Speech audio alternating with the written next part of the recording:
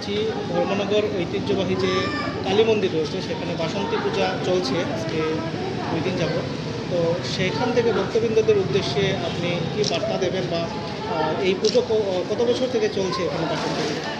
Dharmanagar town কালীবাড়িতে প্রায় 10-11 বছর ধরে বাসন্তী পূজা করে এবং বাসন্তী পূজা সুরত রাজাই আরম্ভ করেছিলেন এবং এই পূজাটাই শ্রেষ্ঠ পূজা এবং সেই সময় দেবী জাগ্রতও থাকে এবং বাসন্তী পূজা সুরত রাজা করেছিলেন ধনধান্য বৃদ্ধি এবং রাজ্যবাসীর সুখ এবং মঙ্গল কামনার্থেই তিনি করেছিলেন। সেই হিসাবে আমরা এই বাসন্তী পূজা করি এবং বাসন্তী পূজা আমাদের এখানে 10-11 বছর ধরে আরম্ভ হয়েছে এবং আমরা নিত্য প্রত্যেক দিনই মানুষকে প্রসাদ বিতরণ করি এবং নিত্য বিধি মেনে এরকম পূজা পার্বণ চলছে। আমরা যেমন বছরে 2টা পূজা দেখতে পারি, একটা বাসন্তী পূজা, একটা দুর্গা পূজা, শারদীয়া পূজা। এই 2টা পূজার মধ্যে কি তাৎপর্য রয়েছে? বাসন্তী পূজা সুরত রাজা করেছিল ধনধান্য বৃদ্ধির জন্য এবং রাজ্যের বাসীর সুখ সমৃদ্ধির জন্য। শারদীয়া পূজা করেছিলেন অকাল বোধন করে রামচন্দ্র করেছিলেন রাবণ বধের, এই রাবণকে বধ করার জন্য তিনি অকাল বোধন করেন।